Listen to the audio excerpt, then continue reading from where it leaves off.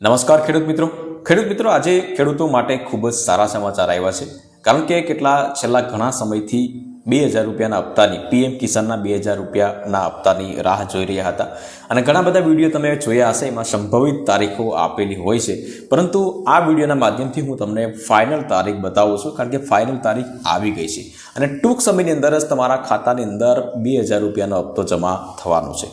પરંતુ એ હપ્તો જમા થાય એના પહેલાં અમુક બાબતો તમારે જો તમારા ખાતાની અંદર ના હોય તો એ કરવી જરૂરી છે।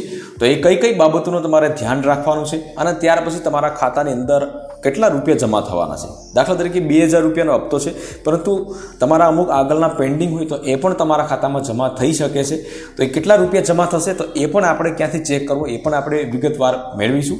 અને બીજી વસ્તુ કે કઈ તારીખે તમારા ખાતાની અંદર 2000 રૂપિયાનો હપ્તો જમા થવાનો છે એના વિશે સચોટ માહિતી આપણે આ વિડીયોના માધ્યમથી મેળવશું। તો વિડીયોને લાસ્ટ સુધી જોતા રહેજો। તો ચાલો શરૂ કરીએ।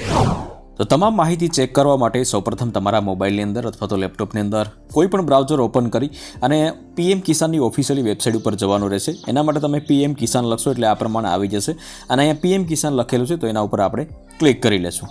હવે એના ઉપર ક્લિક કરી લેશો એટલે સૌપ્રથમ તો તમારે તમારું સ્ટેટસ ચેક કરવાનું છે કે ભાઈ મારું સ્ટેટસ જે છે બરાબર છે, કોઈ પ્રોબ્લેમ છે કે નહીં। તો સ્ટેટસ ચેક કરવા માટે આપણે અહીંયા તમે જોઈ શકો છો નો યોર સ્ટેટસ એના ઉપર આપણે ક્લિક કરવાનું છે।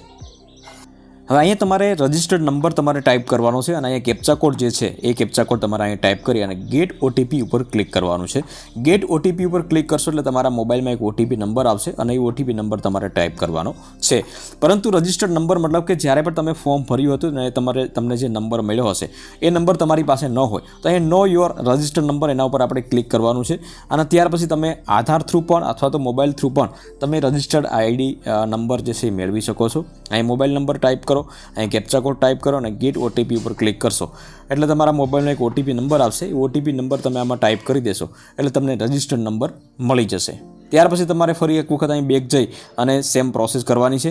અહીંયાથી રજિસ્ટર્ડ નંબર અને અહીંયા કેપ્ચા કોડ ટાઈપ કરીને ગેટ ઓટીપી ઉપર આપણે ક્લિક કરવાનું છે એટલે તમને ડિટેલ શો થશે। ત્યાર પછી તમને આ પ્રમાણે સ્ટેટસ જોવા તમને મળી જશે। તમે જોઈ શકો છો એલિજિબિલિટી સ્ટેટસ કરીને છે તો અહીંયા લેન્ડ સીડિંગમાં યસ બતાવશે, ઈ કેવાયસી સ્ટેટસ તમારું કરેલું છે કે નહીં તેમાં પણ આપણે ગ્રીન યસ બતાવે છે અને આધાર બેંક અકાઉન્ટ સીડિંગ સ્ટેટસ કરીને છે તો એમાં પણ આપણે યસ બતાવે છે, બરાબર। તો આ ત્રણેયમાં તમારે યસ બતાવવું જોઈએ।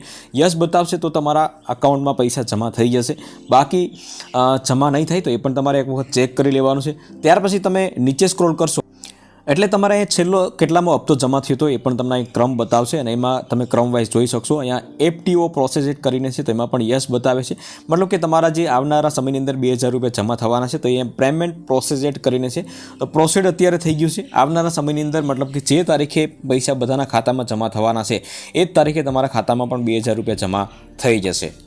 ત્યાર પછી તમારા બેંક અકાઉન્ટમાં ડીબીટી સિસ્ટમ ચાલુ ના હોય તો ડીબીટી સિસ્ટમ ચાલુ કરી દેવાની છે। જો પહેલેથી તમારા ખાતામાં પૈસા જમા થતા હોય તો ડીબીટી હશે જ, બરાબર। બાકી પછી તમારે એક વખત બેંક જઈ આવવાનું છે અને ડીબીટી મતલબ કે ડાયરેક્ટ બેનિફિશરી ટ્રાન્સફર કરીને છે તો એ હોય તો જ તમારા ખાતામાં પૈસા જમા થતા હોય છે। તો આ પણ તમારે એક વખત ચેક કરી લેવાનું છે। જો પૈસા ન આવતા હોય તો આવતા હોય તો તમારે ચેક કરાવવાની કોઈ જરૂરિયાત નહીં રહે।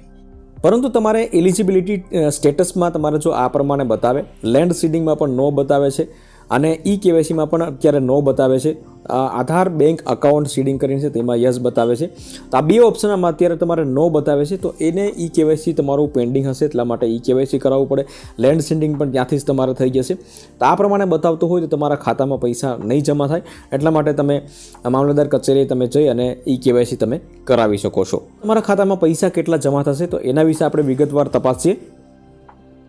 તો ફરી એક વખત તમારા મોબાઈલની અંદર અથવા તો લેપટોપની અંદર કોઈ પણ બ્રાઉઝર ઓપન કરી લો। બ્રાઉઝર ઓપન કર્યા પછી તમારે આ પ્રમાણે લખવાનું રહેશે PM Kisan debit payment check માહી ઇન્ફો કરીને છે તો એ પ્રમાણે લખશો ને સર્ચ કરશો એટલે આ પહેલી વેબસાઇટ માહી ઇન્ફોની આવી જશે।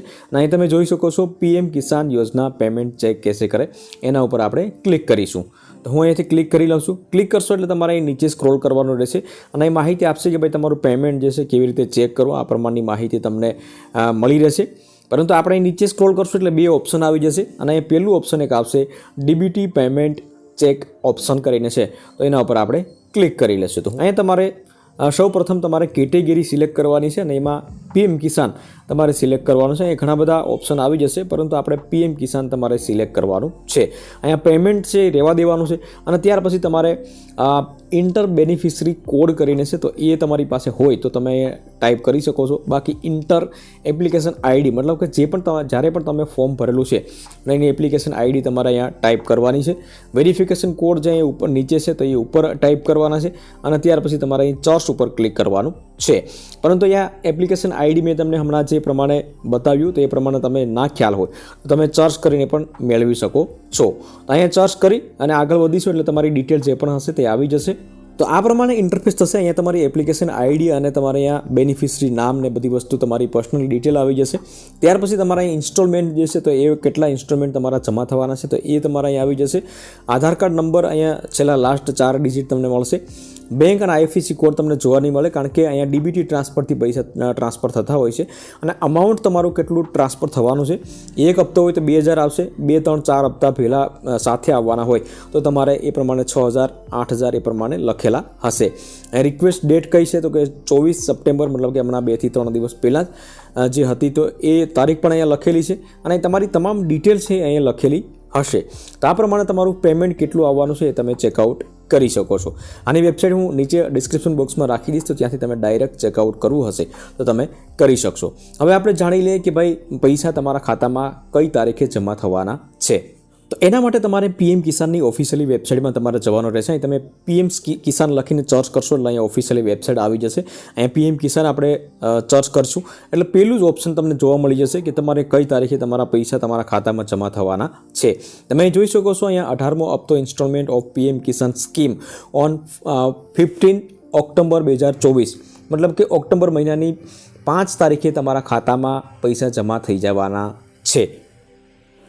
પરંતુ સાથે સાથે અમે ગુજરાતી ટ્રાન્સલેટ કરીએ મિત્રો તો એમાં એ પણ લખેલું છે કે માનનીય વડાપ્રધાન 5મી ઓક્ટોબર 2024ના રોજ PM કિસાન યોજનાનો 18મો હપ્તો બહાર પાડશે. પરંતુ PM કિસાન રજિસ્ટર્ડ ખેડૂતો માટે EKYC ફરજિયાત હશે. તો EKYC તમારો નહીં હોય તો તમારા ખાતામાં પૈસા જમા નહીં થાય. OTP આધારિત EKYC PM કિસાન પોર્ટલ પર ઉપલબ્ધ છે. પરંતુ ઓનલાઈન જો તમે PM કિસાન જો ના થાય તો પછી તમારે નજીકના જે EKYC સેન્ટર હોય, CSC સેન્ટર, તો એનો સંપર્ક કરીને પણ તમારે EKYC કરાવવું ફરજિયાત છે. આધારમાં હપ્તાના સચોટ માહિતી હતી એટલા માટે મેં તમને જણાવી છે. મિત્રો વિડીયો ગમ્યો હોય તો વિડીયોને એક લાઇક જરૂરથી કરી લેજો, શેર કરજો અને ચેનલ ઉપર નવા આવ્યા હોય તો ચેનલને સબસ્ક્રાઈબ જરૂરથી કરી લેજો.